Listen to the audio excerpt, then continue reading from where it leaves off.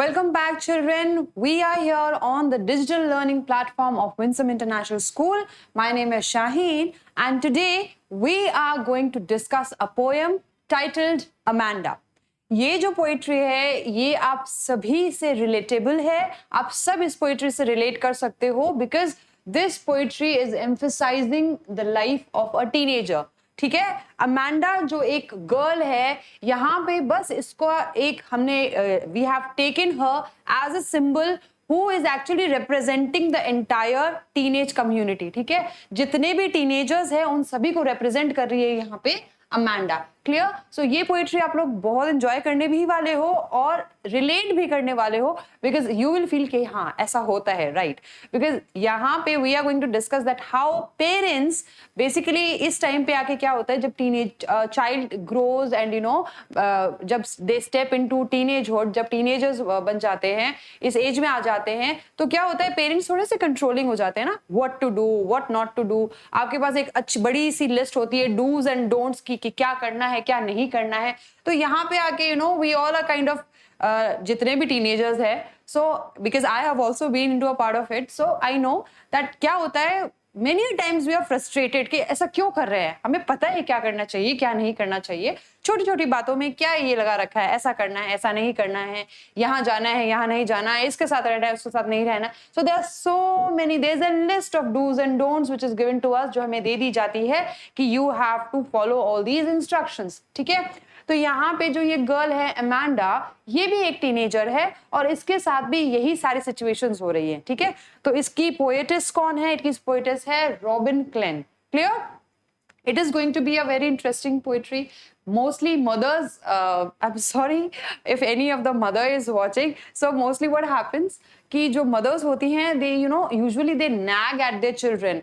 थोड़ा सा चिल्ला देते हैं या डांट देते हैं and they think that this is the proper way to control a child. But this is not the proper way. They should be given a certain space.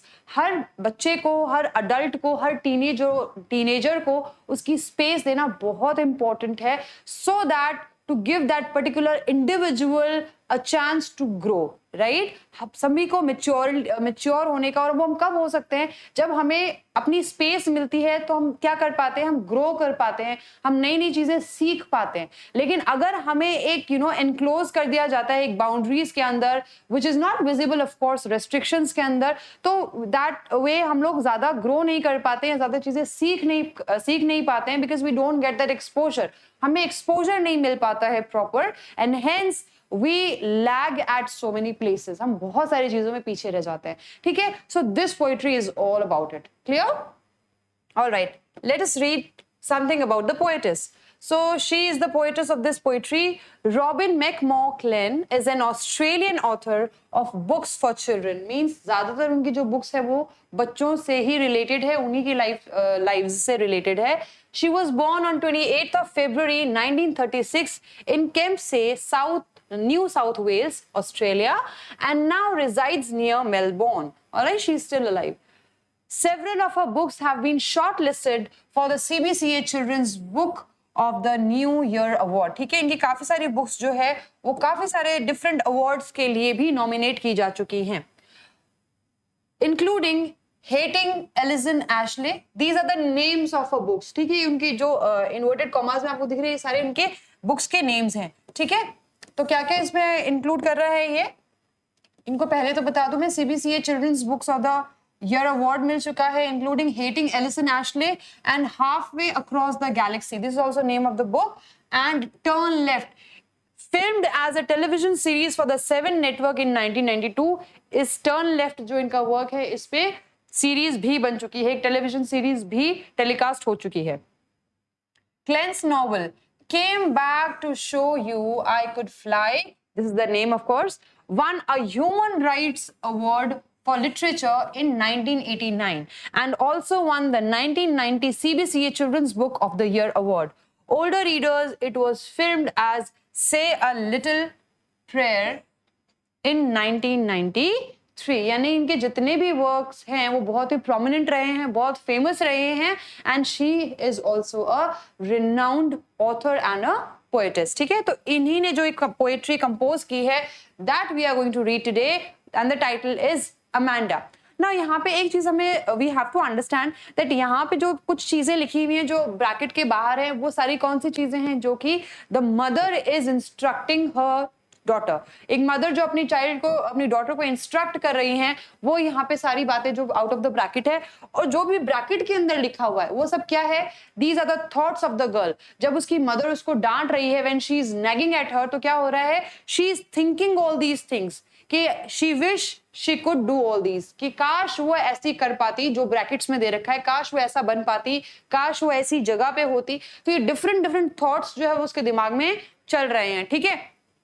And in सभी जो भी उसके थॉट्स है, वहां पे सभी में, उन सभी थॉट्स के अंदर वो क्या, उसका क्या डिजायर, एक ही डिजायर है, वो है to live a peaceful life, ठीक है। She wants to be alone, उसको अपनी एक स्पेस चाहिए। तो she is craving for that space in all the thoughts, in the brackets, जहां पे भी उसके थॉट्स एक्सप्रेस्ड है, उन सभी में she is craving for loneliness, she is craving for solitude and peace, ठीक है।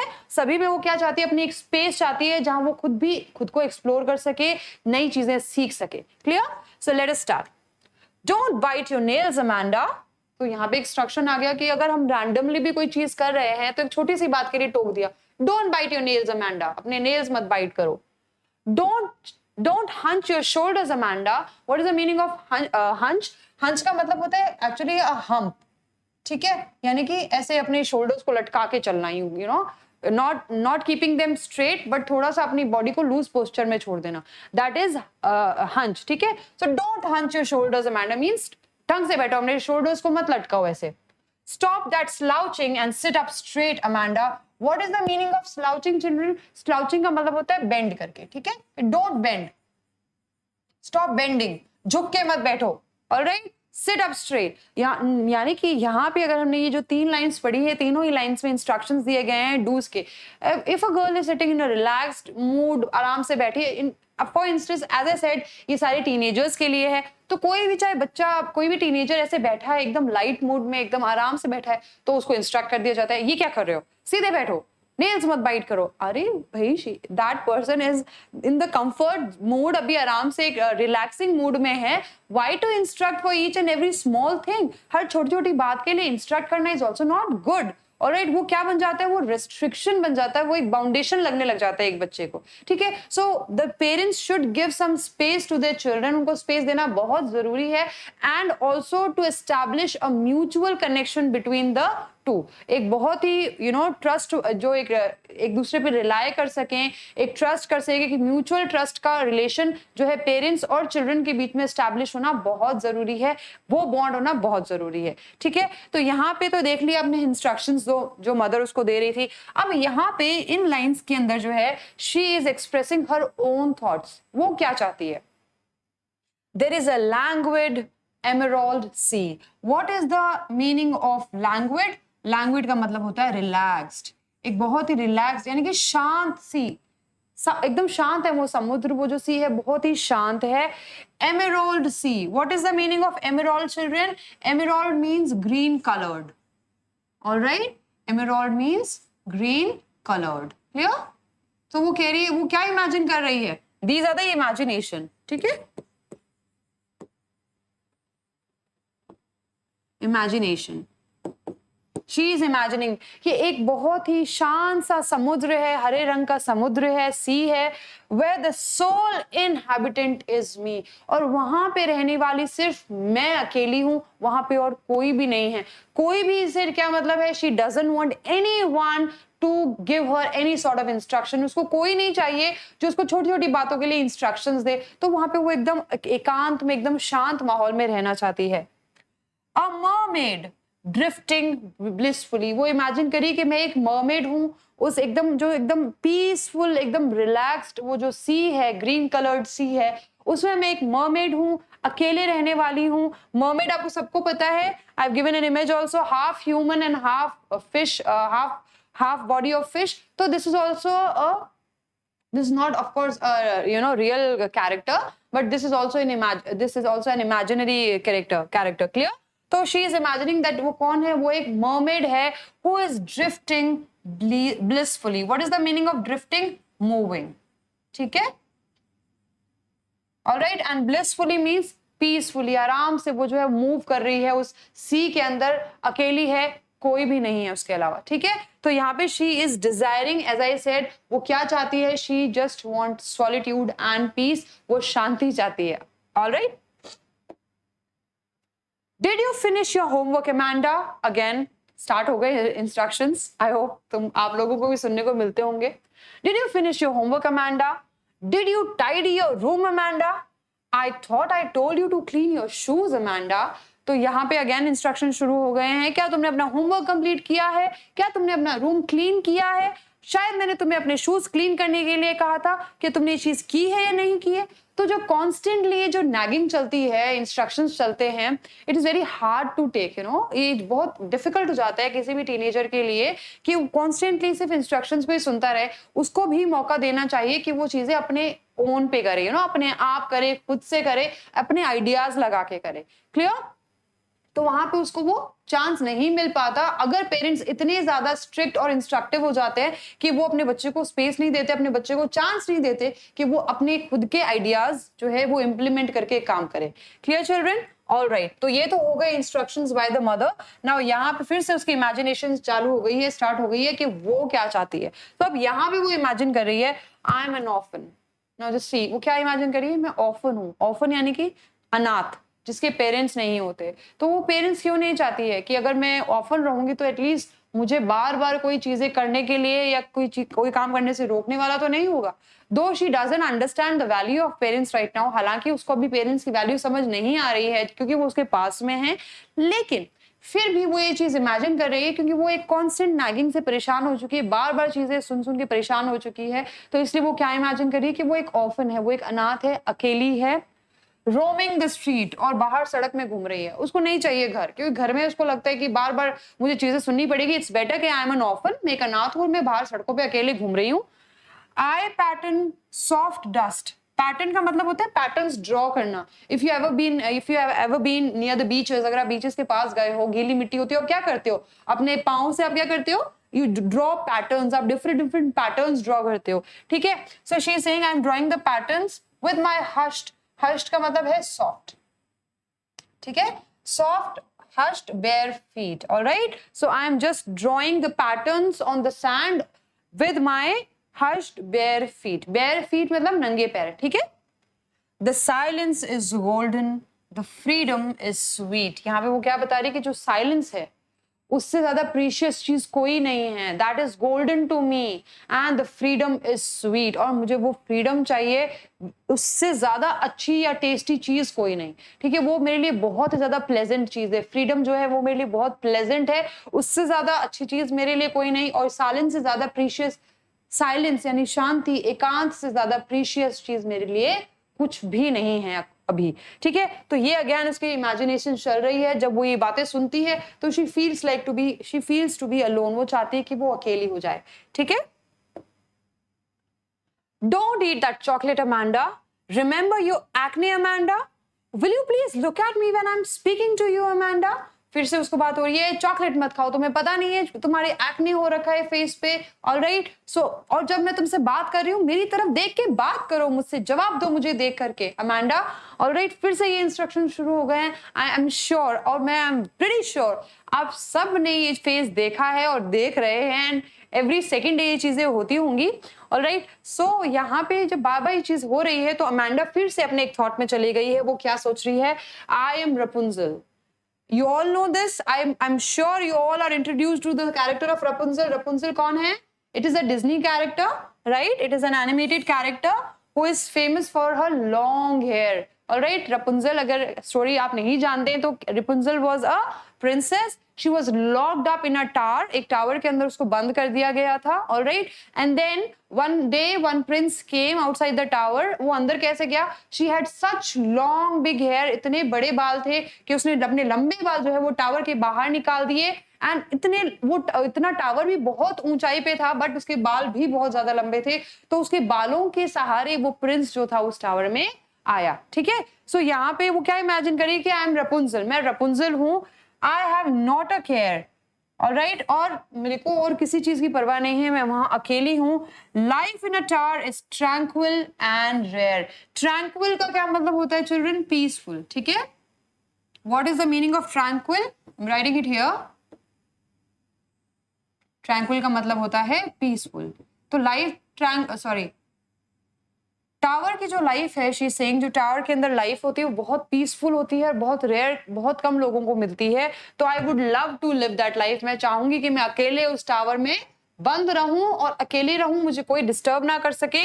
आई certainly never let my bright hair. और वो एक और चीज बता रही है कि रपुंजेल ने तो चलो अपने बाल बाहर लटका दिए थे कि वो प्रिंस अंदर आ जाए, लेकिन मैं किसी को अंदर आने नहीं दूंगी, और इसके लिए मैं अपने बाल जो है वो कभी टावर के बाहर या टावर की विंडो से बाहर नहीं करूंगी कि कहीं उसके सहारे कोई अंदर आ गया तो ये उसकी एक इमेजिनेशन चल रहा है, उसका एक थॉट प्रोसेस चल रहा है कि she doesn't want anyone to disturb her solitude and peace. वो नहीं चाहती कि कोई भी आके उसको अकेले को डिस्टर्ब करे। वो एक शांत life, again and again I am saying, she is desiring for that peace. वो उस पीस को चाहती है, उस सॉलिट्यूड को चाहती है कि वहां पे सिर्फ वो अकेली रहे, एकांत में रहे। Nobody is there to restrict, ठीक है, कोई रेस्ट्रिक्शंस लगाने वाला ना हो, कोई बाउंड्रीज बताने वाला ना हो, तुम्हें ऐसा करना है, वैसा करना है, ये करो वो करो। इस चीज से वो बहुत ज्यादा परेशान हो चुकी है। Clear? Stop that sulking at once, Amanda. What is the meaning of sulking? Sulking का मतलब होता है not replying back, या किसी को मतलब जवाब ना देना। ऑलराइट, आप एकदम मुंह बना लेते हो लेकिन you don't want to reply back to the person, क्योंकि आपका मूड ही नहीं है, आप बस सुन रहे हो बट आपका दिमाग खराब हो रहा है and you don't want to reply. तो she is saying, the mother is saying, stop that sulking at once, Amanda. You're always so moody, Amanda. तुम अपने मूड के अकॉर्डिंग चलती हो. This is not the way. Anyone would think that I nagged at you, Amanda. और कोई भी अगर किसी ने मेरी बातें सुनी जो मैं तुम्हें बोल रही हूँ तो उसी को लगेगा कि मैं तुम पे चिढ़ रही हूँ, मैं तुम्हें डांट रही हूँ। Amanda, प्लीज मेरी बात सुनो, ठीक है? तो यहाँ पे जो है What is she saying in the end? कि anyone would think, कोई भी सोचेगा कि I am nagging at you, किसी को भी लगेगा कि मैं तुम्हें डांट रही हूँ, मैं तुम पे चिढ़ रही हूँ, तुम पे restrictions लगा रही हूँ। So please follow my instructions, Amanda. That's what she wanted to say. वो क्या कहना चाह रही कि मेरी instructions को follow करो, मेरी बात सुनो, otherwise लोग जो है वो क्या सोचेंगे, मैं तुम्हें डांट रही हूँ, मेरी बात क्यों नहीं सुनती हो, एक बार में मेरी बात सुन लो, वरना तुम्हें मुझे बार बार चीजें रिमाइंड करवानी पड़ती हैं। ठीक है? So this was the explanation of this poetry, Amanda, जो हमने line to line अभी discuss की है। Clear, children? All right. So now summary देख लेते हैं। This poem expresses the state of a little girl's mind who is constantly instructed about do's and don'ts by her mother. यानी कि एक young girl है, एक teenager है जो बार बार उस पर restrictions लगाए जाते हैं, उसको उसके do's and don'ts याद दिलवाए जाते हैं by her mother.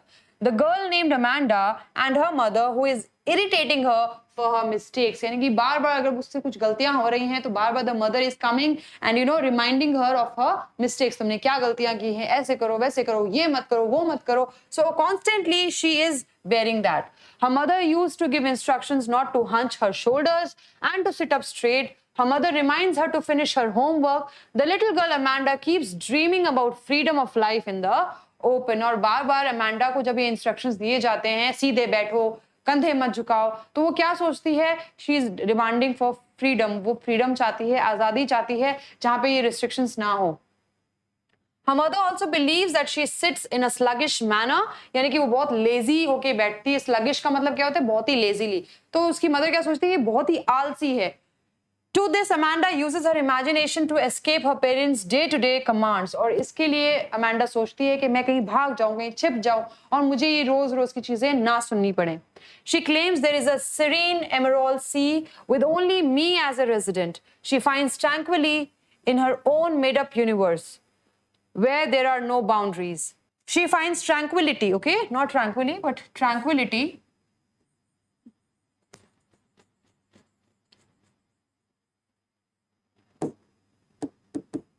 उसको ट्रैंक्विलिटी का मतलब क्या होता है, peace. She finds tranquility in her own made up universe. जो उसने अपनी इमेजिनेशन में एक यूनिवर्स अपने लिए बना लिया है, उसको वहीं पे पीस मिलता है. She finds where there are no boundaries. और उसकी जो खुद ने इमेजिनेशन में उसने जो अपना यूनिवर्स बनाया है, उस यूनिवर्स में कोई भी बाउंड्रीज नहीं है. Amanda imagines herself as a free-spirited mermaid gliding across the green sea's gentle waves. और वो क्या इमेजिन कर रही है खुद को? एक मरमेड. शी इज थिंकिंग कि वो एक मरमेड है जो अकेले ही एक जो ग्रीन सी है, ग्रीन कलर्ड सी है, उसमें वो ड्रिफ्ट कर रही है. ठीक है, उसमें वो ग्लाइड कर रही है. Amidst this, Amanda is also dragged out of her dreams by her mother's question or whether she cleans her room and shoes. यानी कि वो इन्हीं ड्रीम्स के अंदर है, फिर से उसको जगाया जाता है. कैसे? जब वो अपनी मदर की आवाज सुनती है, when she is reminding her कि तुमने अपना रूम साफ किया कि नहीं, तुमने अपने शूज साफ किए कि नहीं, तो वो अपने फिर से वापस अपने यूनिवर्स से रियल लाइफ में आ जाती है. Amanda has another daydream in which she imagines herself as an orphan wandering freely. एक और daydreaming के अंदर वो खुद को क्या imagine कर रही है कि वो खुद एक orphan है, एक अनाथ है और वो सड़कों पे घूम रही है. Wandering means घूमना. Barefoot in golden silence and uninterrupted freedom. कोई भी नहीं है, नंगे पैर घूम रही है, कोई उसकी फ्रीडम को डिस्टर्ब करने वाला नहीं है, कोई उसको रिस्ट्रिक्शंस बताने वाला नहीं है. She utters that she would have enjoyed her freedom then by making the patterns of her bare feet on the sand. She would live a peaceful life. Her mother's nagging complaints break her daydream. और फिर से जब वो खुद को एकदम peaceful environment में imagine कर रही है, again she hears of her mother's naggings. बार बार वो अपनी मदर की नैगिंग सुनती है, उनका डांटना सुनती है, और फिर से वो अपने डे ड्रीम से बाहर आ जाती है. The mother forbade Amanda not to eat chocolates because of her acne and pimples. She also rebukes her for not looking at her while she is talking to her. Chocolate खाने से मना करते हैं कि तुम्हें याद है ना तुम्हारे एक्ने और पिंपल्स आ जाते हैं, why are you eating it? ठीक है, एंड मुझसे बात करते टाइम मेरी तरफ देख क्यों नहीं रही हो, why aren't you looking at me? तो ये सारी चीजें जो है उसको बहुत डिस्टर्ब कर रही हैं. Amanda is enjoying another dream that now she fantasizes herself as Rapunzel. Now वो क्या समझ रही है खुद को, क्या इमेजिन कर रही है? That she is Rapunzel, a character from a fairy tale, and wants to live like her in a huge tower peacefully. She dreams that she will never let down her hair from the tower like Rapunzel. और वो एक और चीज बता रही है लेकिन कि रपुंजेल ने तो अपने जो बाल थे वो टावर के बाहर छोड़ दिए थे, लेकिन वो ये नहीं करेगी, वो किसी को अलाउ नहीं करेगी कि वो उसकी पीसफुल स्पेस को डिस्टर्ब करे. In the tower, she will live an alone and peaceful life. She will never allow anyone to come to the tower. Finally, the mother forbids her from being moody. भाई तुम इतना Moody क्यों हो? अब इस पे भी क्वेश्चन, ये चीज कैसे कोई डिसाइड कर सकता है, कैसे कोई आपको इंस्ट्रक्ट कर सकता है कि आपको मूडी कब होना है या मूडी नहीं होना, अपने मूड से चलना है कि नहीं चलना? Because she doesn't want anyone to make her feel guilty that she is harassing her daughter. और एक तरफ द मदर वांट्स कि कोई भी उसको उसकी मदर को डोमिनेटिंग ना समझे कि तुम अपनी बेटी को डांट क्यों रही हो, अपनी बेटी पे गुस्सा क्यों कर रही हो, वो ये भी नहीं चाहती है. क्लियर? तो एक तरह से indirectly what does she want कि उसकी बातें भी सारी मान ली जाए और उनको कोई गलत भी ना समझे. At this time, the poet has not written any response from Amanda's side. और इस बात के बाद में पोएट ने कोई अमेंडा की साइड से कुछ भी इमेजिनेशन नहीं यहाँ पे ड्रॉ किया. This constant nagging has made her so upset that she has even stopped dreaming of herself as someone else. यानी कि इतना ज्यादा परेशान हो चुकी है कि उसने डे ड्रीमिंग भी बंद कर दी कि भाई मैं डे ड्रीम भी करती हूँ, कुछ अच्छा अपने आप को इमेजिन भी करती हूँ, तो मैं इमेजिन भी नहीं कर सकती खुद को अकेला, राइट? क्योंकि वहां पे भी इंस्ट्रक्शंस अचानक से आते हैं and then I am just I am awaken from that. मुझे उस डे ड्रीम से भी जगा दिया जाता है.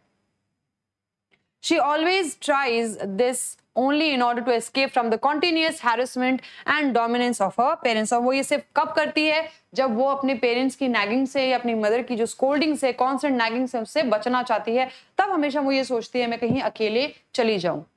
Amanda's parents feel that she's not reacting because she's annoyed. Her actions have made her parents look bad and that they are concerned about their image. और parents को अपनी इमेज की भी फिक्र रहती है, राइट? कि कहीं दूसरों के सामने नहीं डांटना, तो वो कोशिश करते हैं कि आंखों से बच्चे को डरा दे और वो बस समझ जाए इंस्ट्रक्शंस और वो चीज ना करे या करे जो वो चाहते हैं, जिस अकॉर्डिंग वो चाहते हैं. और वो अपनी इमेज भी जो है वो सेफ रखना चाहते हैं, बिकॉज उनको भी पता है कि जब हम कॉन्स्टेंटली ये चीजें करते हैं किसी और के सामने तो ये it gives a bad impact, ये एक बहुत ही गलत मैसेज जाता है. But still some parents keep on doing this.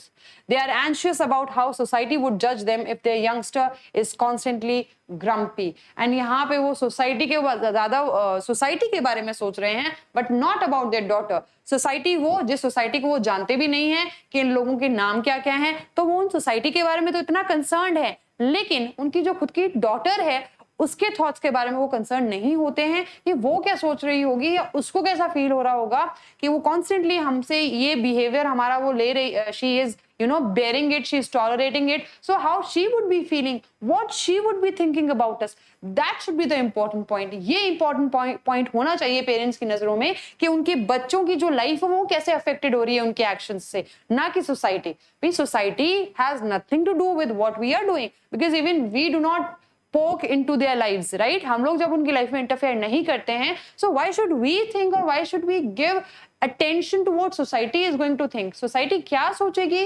ये क्वेश्चन एक बहुत ही बड़ा क्वेश्चन है जिसका आंसर आज तक नहीं आया है.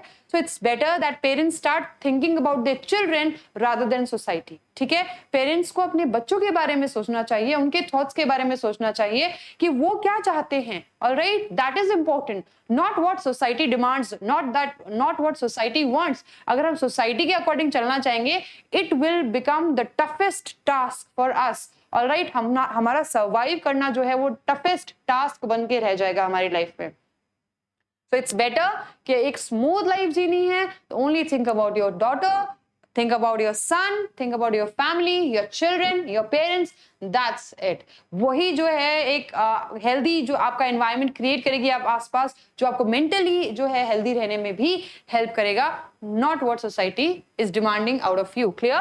उनकी डिमांड्स आप कभी पूरी तरह से फुलफिल नहीं कर सकते. तो इट्स बेटर कि जो जहाँ पे आप इजीली कर सकते हो वहीं पे कॉन्सेंट्रेट करें. Clear children? So I hope the message of this poetry is clear and also the explanation that we discussed is also clear to you all. Clear? All right. So now let us discuss the poetic devices of this poetry. कौन-कौन से poetic devices employed हुए हैं इस poetry में वो discuss कर लेते हैं. ठीक है, हमेशा की तरह जैसे हमारा रिचुअल है, राइमिंग स्कीम डिस्कस कर लेते हैं पहले.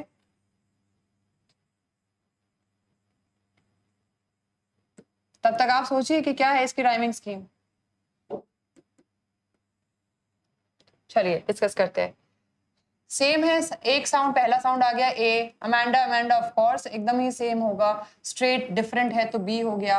अमेंडा फिर से सेम है तो ए हो गया. ठीक है, देन फिर यहाँ पे आ गया सेम. सी मी फुली सेम साउंड है तो क्या हो गया सी सी सी. क्लियर? तो पहले स्टांजा की जो राइमिंग स्कीम है वो क्या है children? A A b a c c सी. ठीक है, एंड आई एम श्योर जो बाकी स्टैंजाज हैं उनकी भी यही सेम राइमिंग स्कीम है. आप भी एक बार चेक कर लीजिए. आई एम श्योर कि यही same rhyming scheme through out the poetry जो वो रहने वाली है. ठीक है, ए बी ए सी सी सी. ठीक है, यानी कि ये जो 4 लाइंस है यहाँ पे क्या रहने वाली है ए क्योंकि सभी में लास्ट में अमेंडा ही दे रखा है और बस थर्ड लाइन में एक वर्ड अलग दे रखा है तो वो डिफरेंट साउंड हो गया इसलिए बी. और जो ब्रैकेट में दे रखी है लाइन्स उसके जितने भी लास्ट के वर्ड्स है वो सारे सेम साउंड कर रहे हैं. ठीक है, तो क्या हो जाएगा सी सी सी. ठीक है, all right. Next don't. Don't repeat हो रहा है, सक्सेसिव लाइंस में रिपीट हो रहा है. हमने पहले भी डिस्कस किया था जब ऐसा कोई वर्ड जो है वो लगातार 2 लाइंस में रिपीट होता है शुरुआत के अंदर तो वहां क्या हो जाता है बच्चों? एनाफोरा. क्या हो जाएगा वहां पे? अरे ये ओ लग रहा होगा आपको. It's ANAPHORA. एनाफोरा हो गया क्योंकि यहाँ पे रिपीट तो हो रहा है बट हमने पहले भी डिस्कस किया था अगर बीच में कहीं रिपीट होता तो रिपीटेशन हो जाता है. लेकिन जब 2 सक्सेसिव लाइंस के अंदर पहला वर्ड ही दोनों का सेम आ जाता है तो वहां पे क्या हो जाएगा? एनाफोरा आ जाएगा. Clear children? Okay. Stop that slouching. S S. Stop that slouching. Sit up straight. S S का साउंड आ गया. यहाँ पे क्या आ गया चिल्ड्रन? एलिट्रेशन. ठीक है,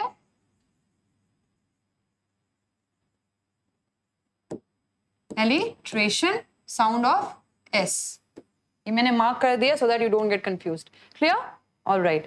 There is a languid emerald sea where the sole inhabitant is me, a mermaid drifting blissfully. A mermaid यानी कि जब किसी एक अलग ही स्पीशीज के बारे में बात की जाए, ठीक है, उसके जैसा और कोई नहीं होता, वो एक मतलब एक ही स्पीशीज है वो, तो वहां पे एक अलग ही चाहे वो स्पीशीज हो सकता है, कोई पर्सन हो सकता है, कोई कैटेगरी हो सकती है. तो जब एक इंडिविजुअल कैटेगरी की बात की जाए तो जैसे यहाँ पे मर्मेड की बात की गई है, right?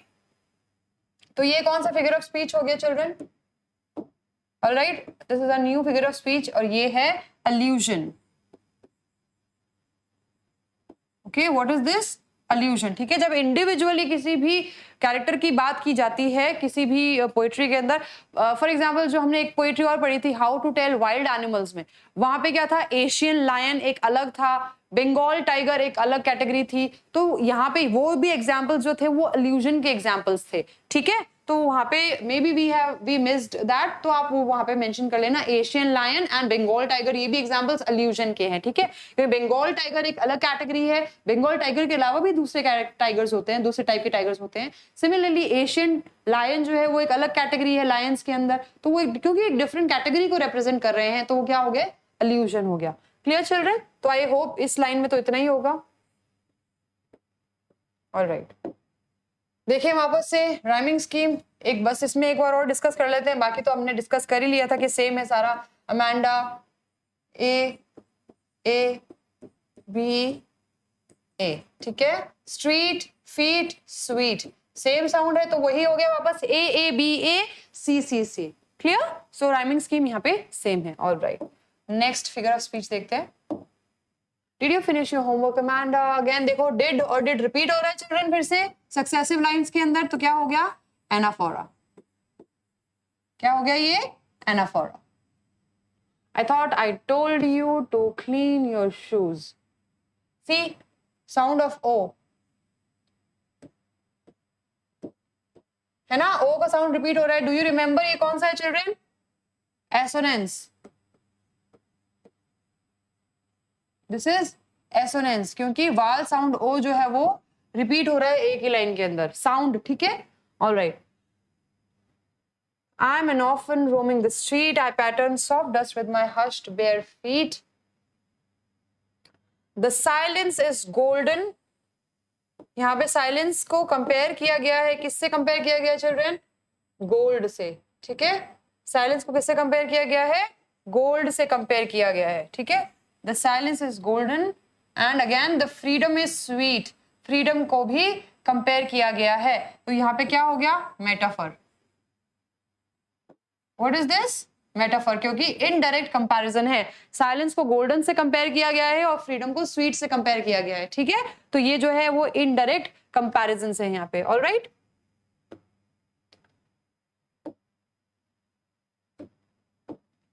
Don't eat that chocolate, Amanda. Remember your acne, Amanda. Will you please look at me when I am speaking to you, Amanda? I am Rapunzel. फिर से देखो, Rapunzel वो खुद को इमेजिन कर रही है, ये एक फेरी टेल कैरेक्टर है, हमने पढ़ा था अभी। तो ये भी एक इंडिविजुअल डिफरेंट कैटेगरी का कैरेक्टर है, तो यहाँ पे क्या हो गया, अल्यूजन। ओके, ब्रैकेट में लिख देती हूँ, representing अ डिफरेंट कैटेगरी, ठीक है।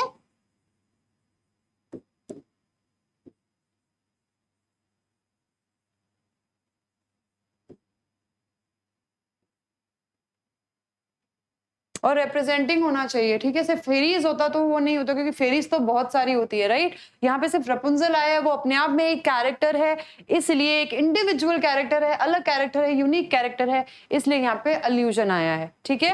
I have not a care, life in a tower is tranquil and rare. So यहाँ पे भी आप देखो बच्चों, एक और फिगर ऑफ स्पीच आ गया, टावर एंड ट्रैंक्विल, कौन सा हो गया, जल्दी से बताओ। Yes, it is alliteration.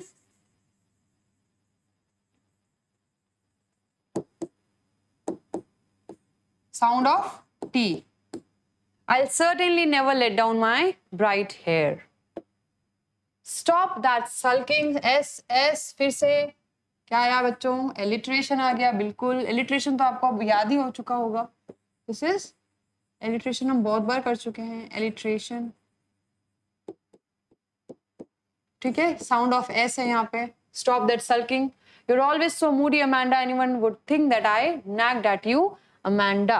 All right, children. So these were the poetic devices. जितने भी literary devices जो यहाँ पे use किए गए थे, that were employed, we have discussed.